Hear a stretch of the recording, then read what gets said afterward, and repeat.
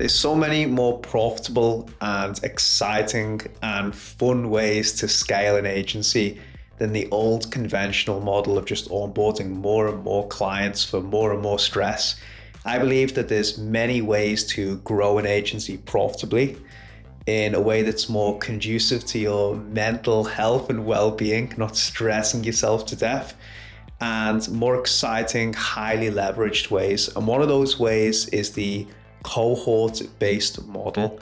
And if you're building a personal brand and you're developing a lot of leverage, then this becomes a viable option for you to onboard clusters of clients that you train as part of programs, and then they are responsible for the implementation. So it's essentially like a one-to-many coaching program. And the reason I like this model a lot is because you're basically guiding people on your methodology, but they are responsible for the implementation. So there's not as many touch points as a conventional done-for-you service where you're being brought in to the deliverables and there's a lot of revisions and back and forth, etc., which dilute your profit margins. Anyway, that being said, I did run 2 cohorts for my second business, Content Army, this year, and I want to share some of the pros and cons of this particular business model because it's not all rosy in the garden, unfortunately. And for context, the first cohort I started was around June or July, summertime, and there was 6 clients. I wanted to keep it really small, start off lean to validate the concept and the business model. And the second cohort I started 2 months after, and that contained 9 clients. So that was a bit more beefed up once I was more confident in what I was actually offering. Now, just for clarity, in the first cohort, some people I didn't charge because I just wanted to get people in to experience the program and understand if what I'm selling is actually valuable. The second program I did charge people for. So I've got experience with the pros and cons from the context of whether this is actually a viable, sustainable business model that's worth pursuing. Anyway, 3 pros and 3 cons. Let's get into the pros. So the first one is it generates an insane amount of social proof. If you do a good job for people and they actually implement what you teach them, then the words of mouth and the velocity of ecosystem advocacy, which you know I'm very big on, is incredible. So it's great if you're onboarding the right type of clients who actually implement things, because there's generally a lower price point on the cohorts as well. It can be easier to attract and get people into the funnel. And then if they do have a good experience, they're going to talk about you a lot in the ecosystem.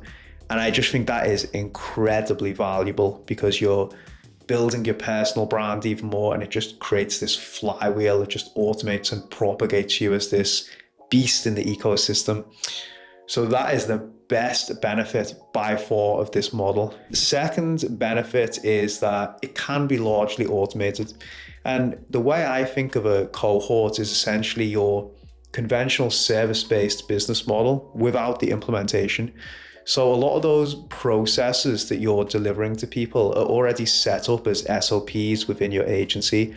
And if not, it can be ran as a course, basically, that is your methodology, where again, you're just holding the customer accountable for the implementation. So after the initial onboarding, there's just a lot of check-ins to making sure that people are actually implementing the advice. There's not so much hands-on doing the work, checking up on it, making modifications, because the customer is responsible for the implementation, at least in the cohorts that I was running. Now, the third benefit is really interesting. Some people will just go on to become fully managed clients by virtue of realizing that they can't do it themselves, but they trust you.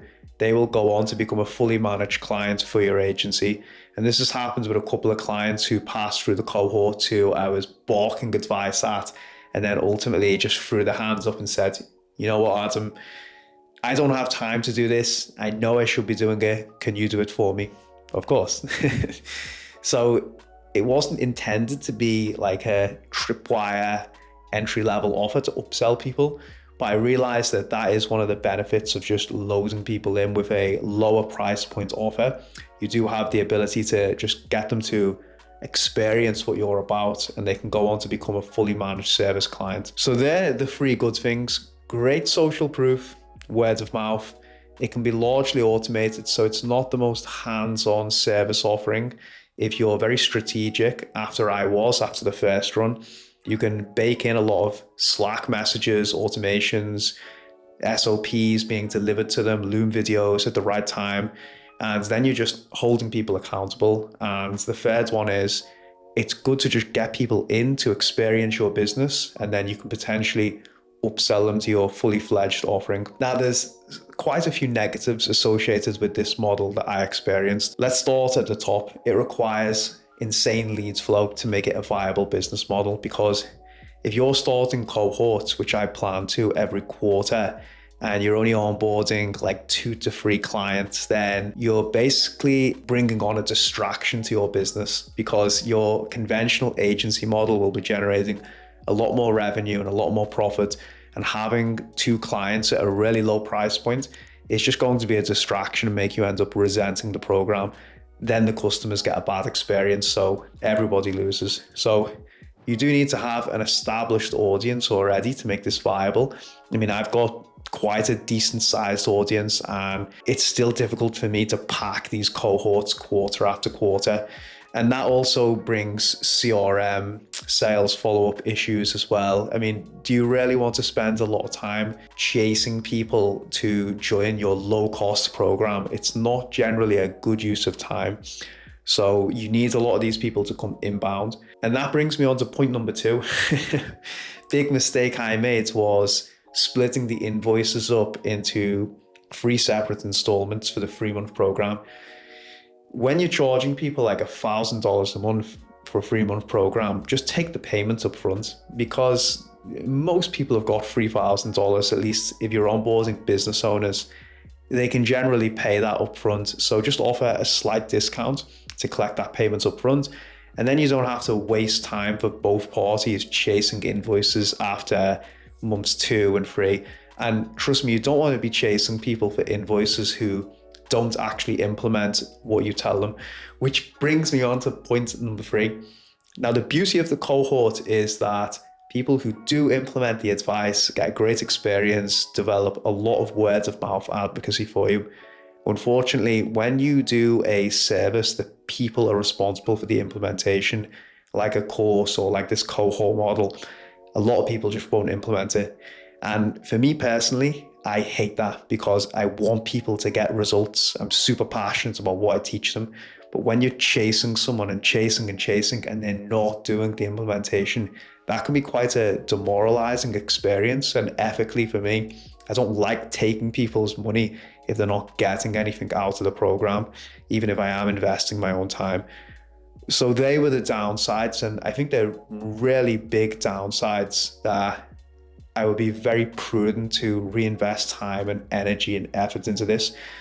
Where I do think the cohorts become much more viable and an attractive business model is when you've got a really big audience. And I don't think my audience is actually big enough to fully leverage this yet, at least not in the way that I was doing. So this is a great business model. It's super attractive. It can be super profitable, very automated.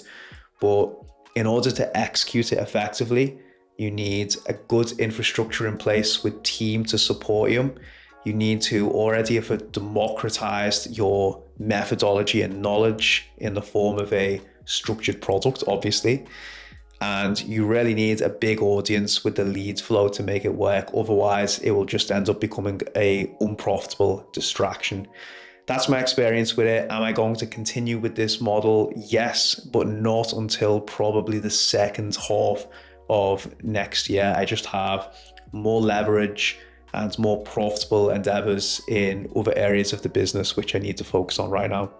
Hope that was useful. If you have any questions, drop me a comment and I'm happy to share more.